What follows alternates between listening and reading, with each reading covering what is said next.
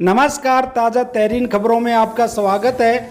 चलिए नजर डालते हैं आज की हेडलाइंस पर। देश में कोरोना संक्रमितों की संख्या 82,000 हुई। बीते 2 हफ्ते में 44,000 से ज्यादा संक्रमित बढ़े। ड्रैगन ने बदला लेने की शुरुआत। डोनाल्ड ट्रंप ने चीन से अमेरिकी पेंशन फंड के अरबों डॉलर निवेश वापस लिए। भारत की भूमिका अहम। प्रधानमंत्री नरेंद्र मोदी के साथ कोरोना वैक्सीन पर चर्चा के बाद बिल गेट्स ने ट्विटर पर दी जानकारी। आलोचकों को रंजन गोगोई का जवाब। उन जजों से सवाल क्यों नहीं करते जो सेवानिवृत्ति होते ही एक्टिविस्ट बन जाते हैं। राहुल गांधी ने मजदूरों के पलायन से जुड़ा वीडियो शेयर कर केंद्र सरकार को घेरा। कहा, साधारण जनता नहीं, ये देश के स्वाभिमान का ध्वज है, इसे झुकने नहीं देंगे। प्रियंका गांधी का सरकार पर निशाना। ऐसा लगता है कि व्यवस्था ने श्रमिकों को त्याग दिया है। 3 राज्यों में श्रम कानून में बदलाव के खिलाफ सुप्रीम कोर्ट में जनहित याचिका दाखिल। हाई कोर्ट के आदेश के बाद दिल्ली हरियाणा सीमा पर लगे प्रतिबंध खत्म होंगे। हरियाणा में लॉकडाउन फेज 3 का 12वां दिन। 51 दिन बाद 10 जिलों से हरियाणा रोडवेज की 30 बसें चली। नई दिल्ली रेलवे स्टेशन पर भी जाएगी। आरोग्य सेतु ऐप का नया iOS वर्जन लॉन्च। जियो फोन के 50 लाख यूजर डाउनलोड कर सकेंगे। पहली बड़ी खबर, देश में कोरोना संक्रमितों की संख्या 82,000 हो गई है। बीते 2 हफ्तों में 44,000 से ज्यादा संक्रमित बढ़े। देश में कोरोना संक्रमितों की संख्या 82,000 हो गई है। इस महीने की पहली तारीख को कोरोना के मरीजों की संख्या 37,262 थी। इसमें पिछले 2 हफ्ते में 44,738 की बढ़ोतरी हुई है। गुरुवार को देश में संक्रमण के 3,943 मामले सामने आए। इनमें से महाराष्ट्र में 1,602, दिल्ली में 472, तमिलनाडु में 447, गुड़गांव में 324, मध्य प्रदेश में 253, राजस्थान में 206, बिहार में 4, बंगाल में 87, उड़ीसा में 86, आंध्र प्रदेश में 68 समेत 3,940 मरीज मिले थे। ये आंकड़े covid19india.org और राज्य सरकारों से मिली जानकारी के आधार पर लिए गए। केंद्रीय स्वास्थ्य मंत्रालय के मुताबिक देश में 81,970 संक्रमित है। 51,401 का इलाज चल रहा है। 27,919 ठीक हो चुके हैं, जबकि 2,649 की मौत हो चुकी है। दूसरी बड़ी खबर, ड्रैगन से बदला लेने की शुरुआत। डोनाल्ड ट्रंप ने चीन से अमेरिका की पेंशन फंड के अरबों डॉलर निवेश वापस लिए। कोरोना वायरस कहर के बीच अमेरिका ने चीन को झटका देने की शुरुआत कर दी है। अमेरिका के राष्ट्रपति डोनाल्ड ट्रंप ने पुष्टि की है कि उनके प्रशासन ने चीन से अरबों डॉलर के अमेरिकी पेंशन निधि निवेश निकालने के लिए कह दिया है और इसी तरह के अन्य कदमों पर भी विचार किया जा रहा है। कोरोना वायरस के प्रकोप के बाद अमेरिका और चीन के संबंध बिगड़ गए थे।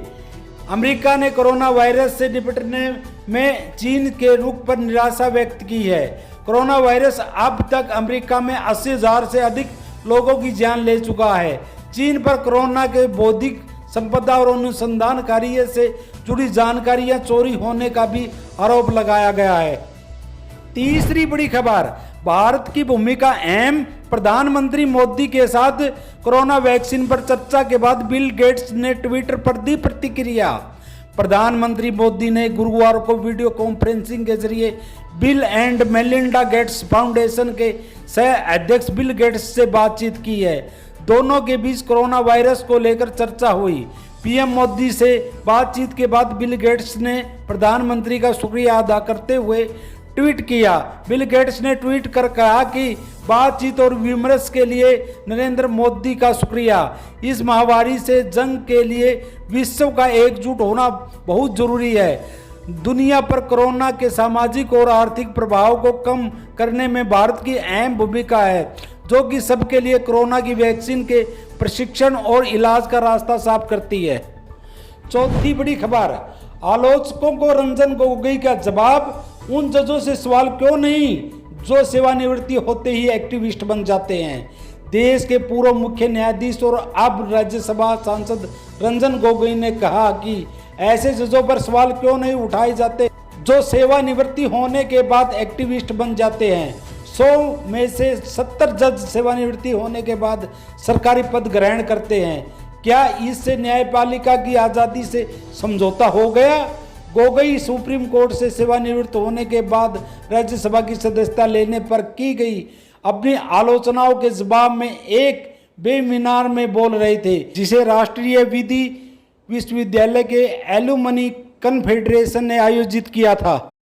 5वीं बड़ी खबर, राहुल ने मजदूरों के पलायन से जुड़ा वीडियो शेयर कर केंद्र सरकार को घेरा। कहा साधारण जनता नहीं, ये देश के स्वाभिमान का ध्वज है, इसे झुकने नहीं देंगे। पूर्व कांग्रेस अध्यक्ष और सांसद राहुल गांधी ने वीरवार को प्रवासी मजदूरों और गरीबों की तकलीफ से जुड़ा एक वीडियो ट्वीट किया। वीडियो में बड़े शहरों से अपने राज्यों की ओर पलायन कर रहे मजदूरों की व्यथा दिखाई है। उन्होंने लिखा, अंधकार घना है, कठिन घड़ी है, हिम्मत रखिए, हम इन सभी की सुरक्षा में खड़े हैं, सरकार तक इनकी चीखें पहुंचा के रहेंगे, इनके हक की हर मदद दिला के रहेंगे। देश की साधारण जनता नहीं, ये तो देश के स्वाभिमान का ध्वज है, इसे कभी झुकने नहीं देंगे। 2 दिन पहले भी पूर्व अध्यक्ष ने एक ट्वीट कर प्रवासी मजदूरों की मदद के लिए केंद्र सरकार से गुहार लगाई थी। तब राहुल गांधी ने ट्वीट किया था कि प्रधानमंत्री जी से मेरा आग्रह है कि आज रात के संबोधन में सड़कों पर चलते हमारे लाखों श्रमिक भाई बहनों को उनके घरों तक सुरक्षित पहुंचाने की घोषणा करें। इसके साथ ही संकट के समय में सहारा देने के लिए उन सभी के खातों में कम से कम 7,500 रुपये का सीधा हस्तांतरण दे। एक वीडियो में राहुल भी कहते दिख रहे थे कि आज भारत माता रो रही है क्योंकि उसके करोड़ों बच्चे बेटे बेटियां सड़कों पर हजारों किलोमीटर चल रहे हैं जो भूखे प्यासे हैं। मैं सरकार से विनती करता हूं कि आप उनको घरों तक पहुंचाइए, उनके बैंक अकाउंट में पैसा डालिए, के रोजगार के लिए स्मॉल एंड मीडियम इंडस्ट्रीज को जल्द से जल्द पैकेज दीजिए। 6ठी बड़ी खबर, प्रियंका गांधी ने साधा निशाना, ऐसा लगता कि व्यवस्था ने श्रमिकों को त्याग दिया है।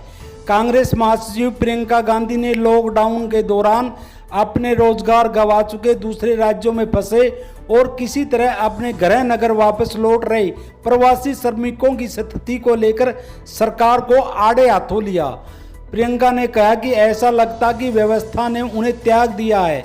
प्रियंका गांधी ने ट्वीट किया, देश की सड़कों पर तराई मची हुई है, महानगरों से मजदूर भूखे पैसे पैदल अपने छोटे छोटे बच्चों और परिवार को लेकर चले जा रहे हैं। ऐसा लगता है जैसे व्यवस्था ने उनको त्याग दिया हो। उन्होंने कहा, मई की धूप में सड़कों पर चल रहे लाखों मजदूरों का तांता लगा हुआ है, रोज हादसे हो रहे हैं, रोज ये गरीब हिंदुस्तानी मारे जा रहे हैं, इनके लिए सरकारें बसें क्यों नहीं चलवा रही। कांग्रेस नेता ने कहा कि उत्तर प्रदेश की 20,000 बसें खड़ी है, कृपया इन्हें सड़कों पर उतार दीजिए। इन्हीं श्रमिकों के श्रम से हमारे ये महानगर बने हैं, इन्हीं के श्रम से देश आगे बढ़ा है।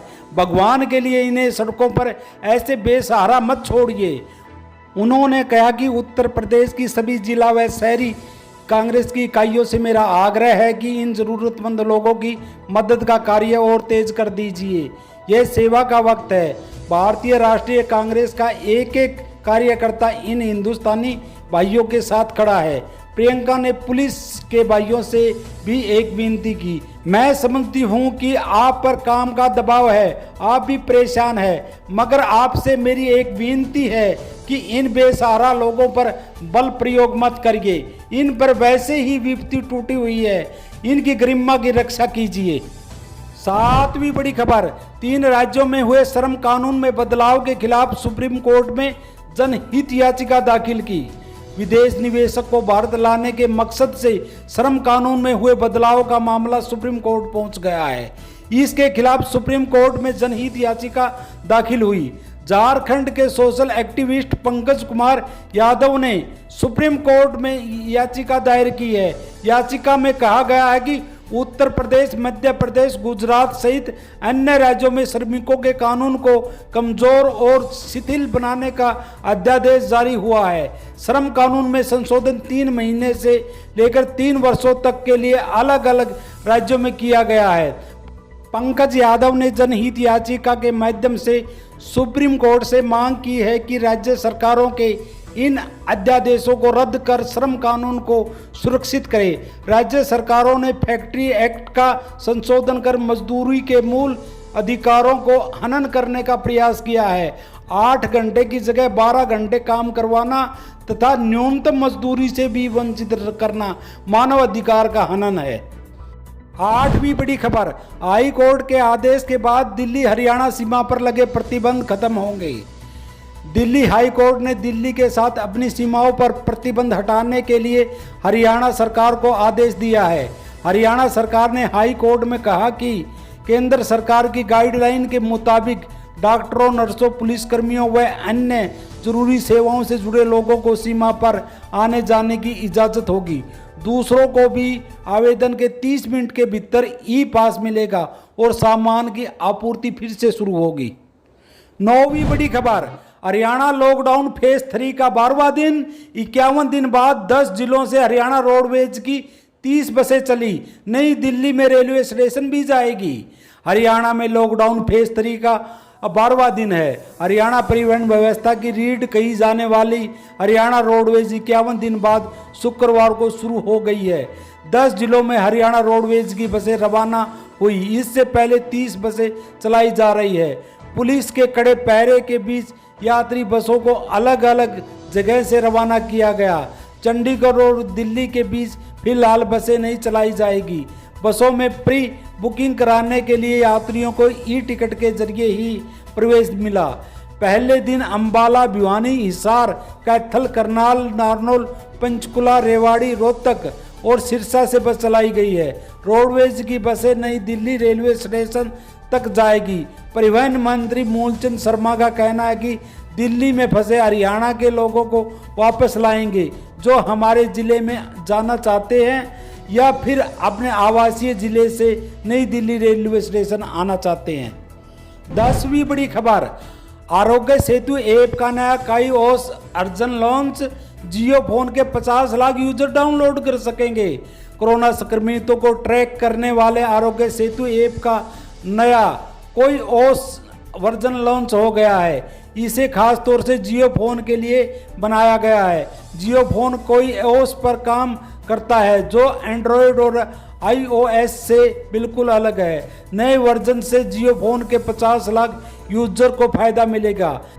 देश भर में ऐप को अब तक 10 करोड़ 19 लाख लोग से ज़्यादा यूजर डाउनलोड कर चुके हैं। इसे डाउनलोड करना सरकारी और निजी क्षेत्र के कर्मचारियों के लिए अनिवार्य कर दिया गया है। इसी प्रकार देश दुनिया की खबर देखने के लिए चैनल को सब्सक्राइब करें, वीडियो को शेयर व लाइक करें। धन्यवाद।